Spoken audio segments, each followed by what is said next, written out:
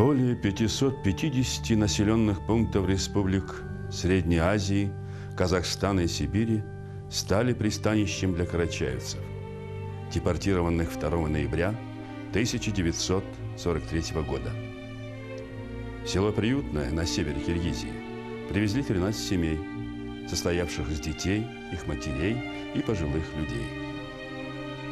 Депортированных карачаевцев разместили в приспособленных под жилье помещениях, времянках, сараях, чуланах. Зима была холодная, часто дули ветры. У депортированных не было продуктов, теплой одежды. Многие заболели.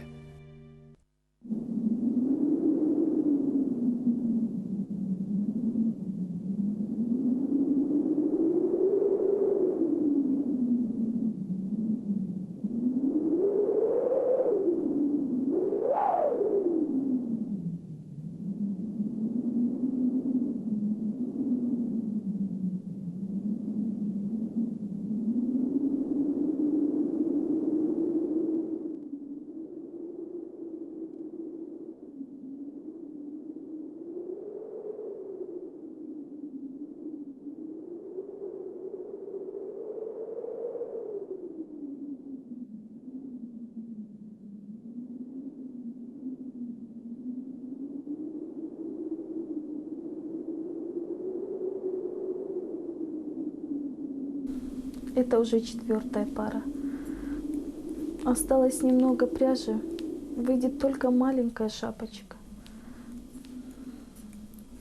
Вынесу все в воскресенье на базар и продам. Может, обменяю на кукурузу или на тыкву. А вы знаете, какая вкусная здешняя кукуруза, если ее обжарить? Она такая мучнистая. Я каждый вечер ей детей кормлю. Из кукурузы надо варить суп.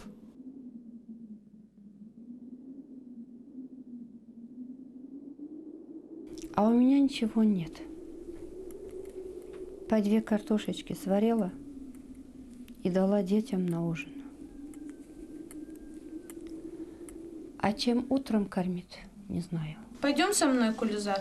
Я дам тебе немного пшена и тыквы, суп сваришь. Ой, что ты говоришь, Арюдян? Тебе самой, наверное, Джамбалатика нечем кормить. Я бы что-то купила. Ну, на базаре один здоровый мужчина взял у меня пару носков и перчатки. А когда я за них попросила денег, он замахнулся на меня кулаком и выругался. За меня ты, Кулизар, не беспокойся. Я не с пустыми руками покинула свой дом. Есть кое-что в запасе. Можно продать или обменять. Но из вещей отца Джамбулата я ничего трогать не буду. Выживем, назло тем, кто нас сюда выслал. Только давайте договоримся, по одной на базар не ходить. Все вместе и рядом будем стоять. Вот тогда нас никто не посмеет обидеть. Вместе надо ходить. Много людей, которые могут украсть, обмануть. А когда вы вместе, вас никто не тронет. Ой, да темно же уже. Моя подружка Мелания скажет, где же ты ходишь? Пойду. Аклима, и как это вы так быстро подружились? И жить к ней перешла? Да я с ней дружила 25 лет тому назад. Она же наша станичница. Их в 19-м году выслали. Неделю они прятались у нас, а потом кто-то донес. Так же, как и нас. Вывели на улицу и увезли. А тут что получается? Иду по улице, и меня хватает под руку кто-то. А Климка, ты это? Я смотрю и не могу узнать. А это, оказывается, Малания. Мы тут обнялись, расплакались. Их в Северный Казахстан выслали. Это они потом уже переехали. Муж умер, дети выросли, пошли на фронт. А теперь их нет, погибли. одна она. Так же, как и я. Теперь у нас все общее. Так и коротаем время.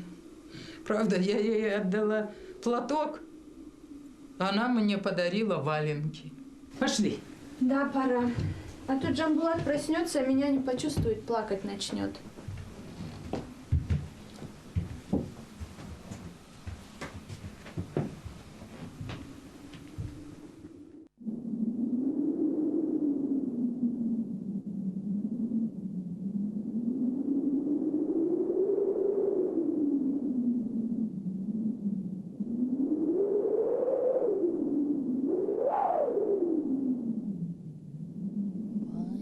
Баюшки, баю, не ложись на краю, а то серенький волчок придет хватит за бочок.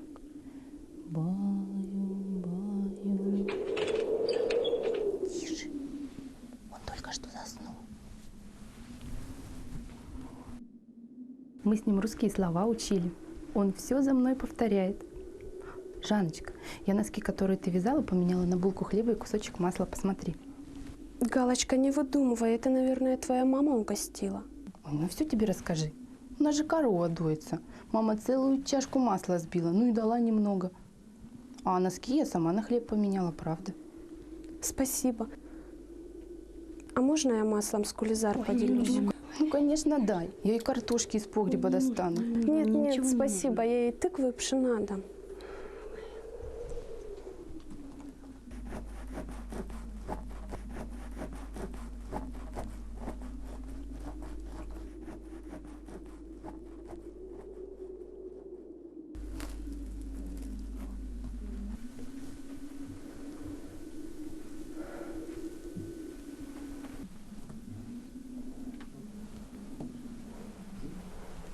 Нет, не возьму, ребят. Бери, бери, бери. Нет, не возьму.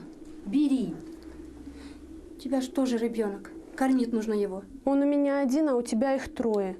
Ой, девочки, спасибо вам большое. Вот тебе пшено, хватит до воскресенья. А там продадим что-нибудь. Спасибо вам.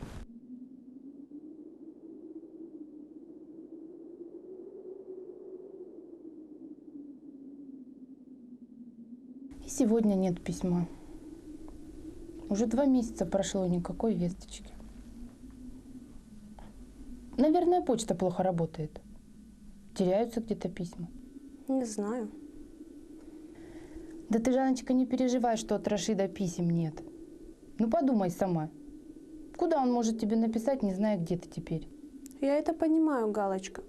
И остальные наши женщины не получают писем. Но меня тревожит судьба родителей мужа. Где они? Живы ли? А ты поплачь. Станет легче. Что-то мне нельзя. Почему? Я поклялась ни разу не заплакать до возвращения Рашида с фронта. Слово ему дала. Тогда не заплакала. Сдержала слезы, даже когда нас выгнали из дома. Джамбулат плакала, я молчала.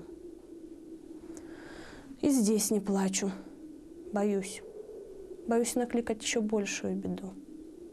Я вот не могу сдержать слез, когда мама смотрит на фотографию Сергея и плачет. Он под Москвой погиб. Галочка, а где твой отец?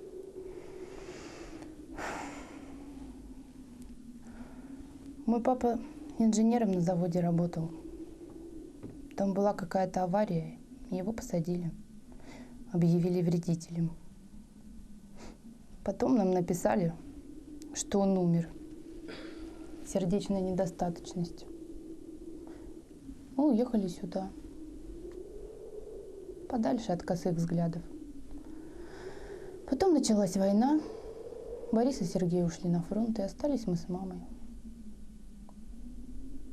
А теперь ты у нас есть. И Джамбулатик. А твои родители где? Их, наверное, в другое место отправили. Нет у меня родителей. Отца посадили в 1937 году за то, что он был эфенди. Мы тогда с Рашидом в Ростове учились. Через год умерла мама. Не знаю, как бы я это пережила, если б не было рядом Рашида. В 1940 году мы поженились и жили вместе с его родителями. Работали в школе.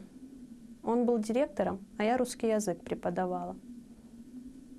Гала, ты не представляешь, какие замечательные люди его мать и отец. Они даже ни разу не назвали меня Келин. Это по-нашему сноха. Только доченька. И мать, и отец. Перед высылкой они поехали в соседний аул на поминки своего племянника.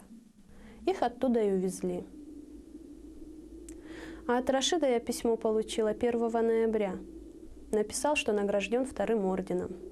А больше писем нет. Жанночка, да все будет хорошо. Будет победа. И бойцы вернутся с фронта. Обязательно вернутся и Борис, и Рашид. И сообщу тебе об этом я. Вот увидишь. Ну, пойду я. А Джамбулатик проснется? Дай ему яблочко. Спасибо.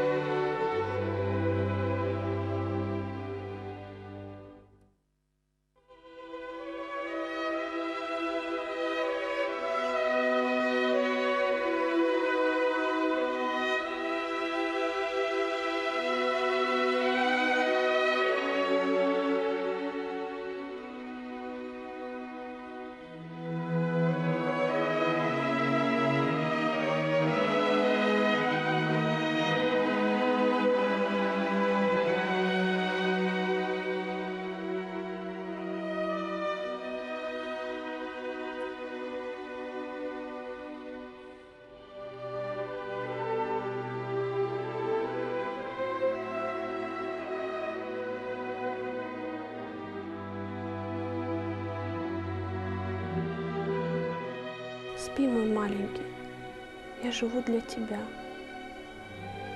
Мне ничего не нужно, только бы ты был здоров и вернулся с фронта твой отец. Я желаю тебе долгой и счастливой жизни, чтобы ты смог вернуться на Кавказ, увидел наш аул, услышал шум реки. А если мне и другим матерям не суждено вернуться на родину, ты передашь Кавказу наш прощальный салам. Я не проклинаю тех, кто нас сюда выслал.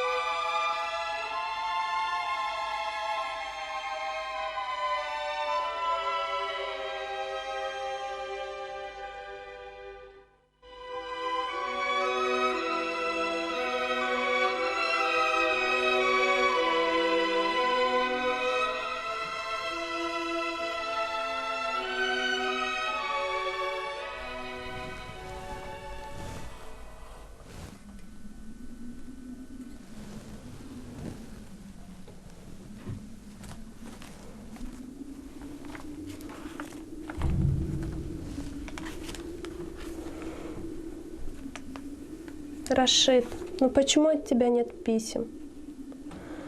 Как бы я хотела написать тебе, только куда? Но я все равно буду писать тебе, даже если не смогу отправить тебе эти письма. Последний рабочий план был написан тобою 22 мая 1941 года. Я тогда была в декретном отпуске, родился наш сыночек, и ты подменял меня. Ну почему наше счастье было таким коротким?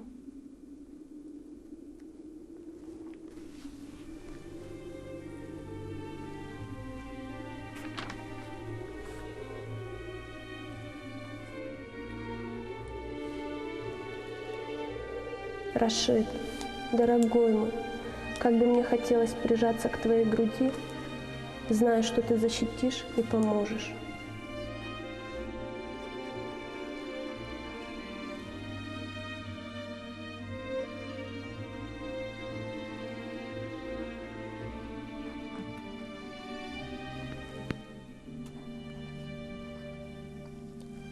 Что я пишу? А если кто-то посторонний прочтет мои письма? Ну чего я испугалась? Он же никому другому не даст читать мои письма.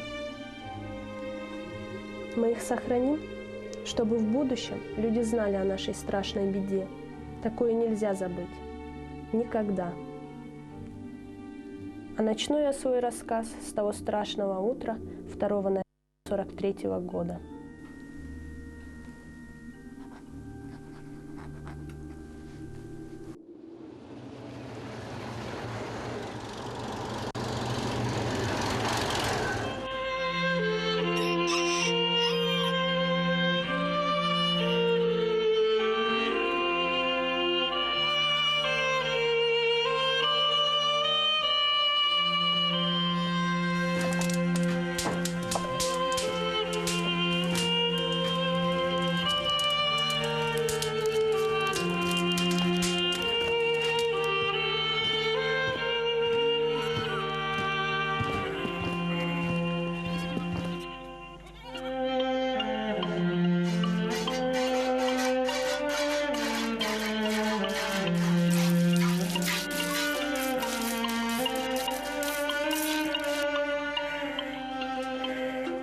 Кайда колчукну берчи менге?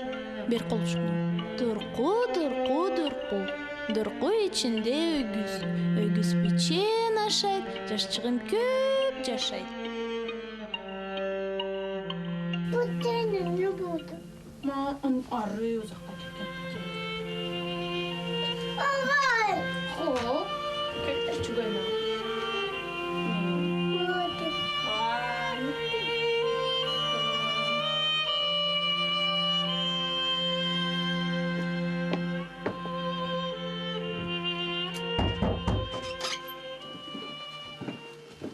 Согласно указа Президиума Верховного Совета СССР, ваш народ высылается из мест проживания.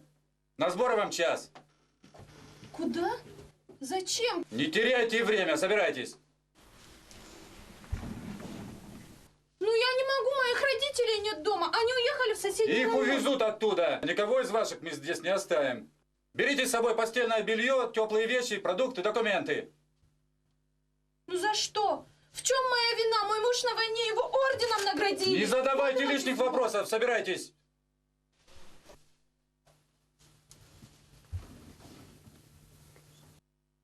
Я вам сказал, собирайтесь.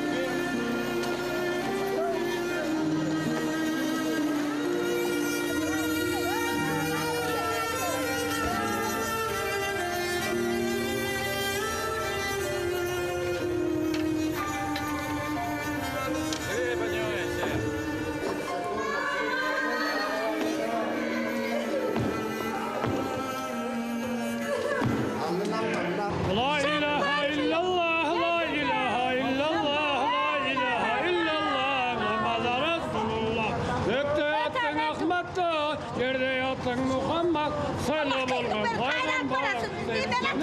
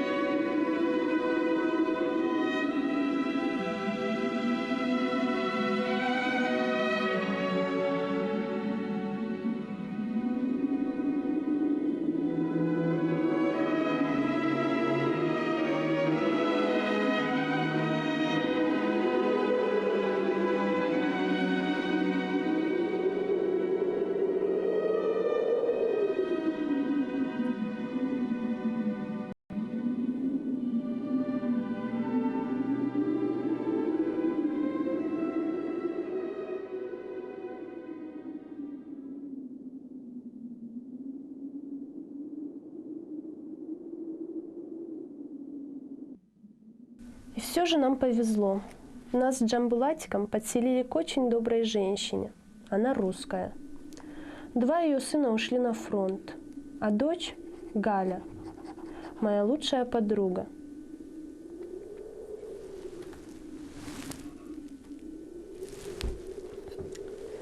Рашид, я стала худой и некрасивой. Боюсь, когда ты вернешься, не узнаешь меня.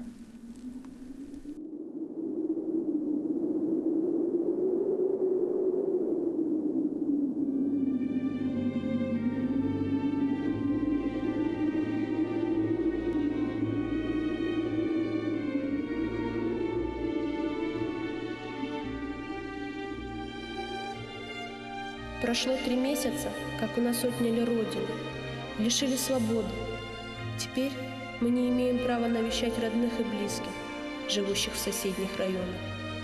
Мы даже не можем похоронить их. Ежемесячно отмечаемся у коменданта, свидетельствуя о том, что еще не умерли от голода и болезней, что не наложили в отчаянии на себя руки. Мы уже похоронили 2 стариков и 3 маленьких девочек. Теперь у нас есть свое кладбище.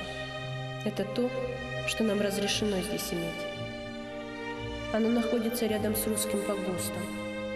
На нем тоже много свежих могил. Всем тяжело. А для нас жизнь стала невыносимой.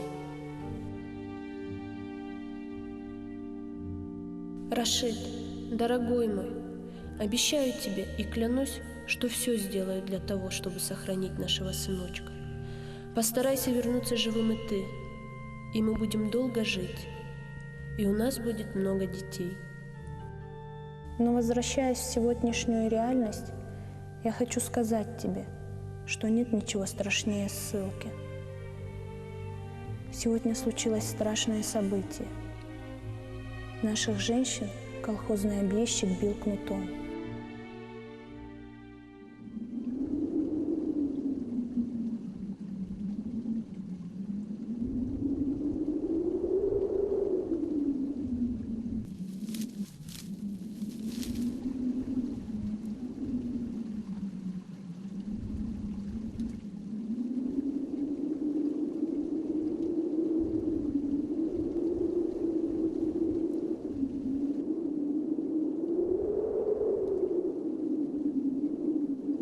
Я тебе уже писала, что в самом бедственном положении оказалась Кулизар.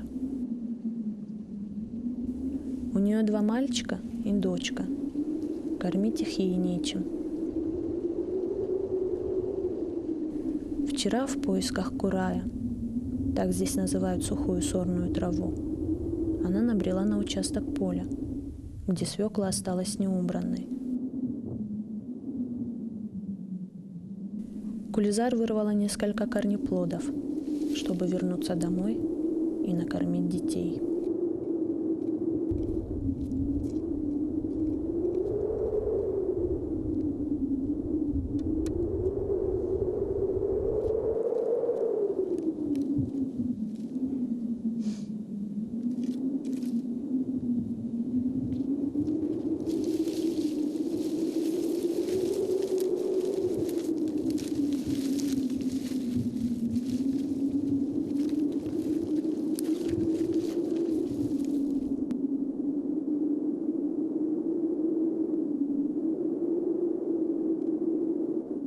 Мам, а мы сегодня кушать будем?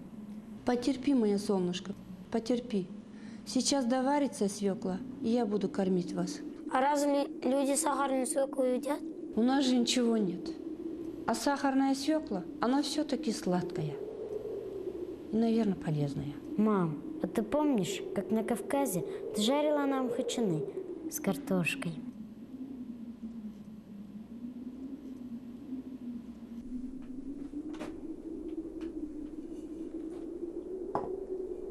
Кушайте, мои родненькие, кушайте. Я завтра еще схожу на поле, накопаю. Соседских женщин с собой позову. Сейчас всем голодно. Асланчик, сними шапку. Ешь потихоньку. Не обжигайся.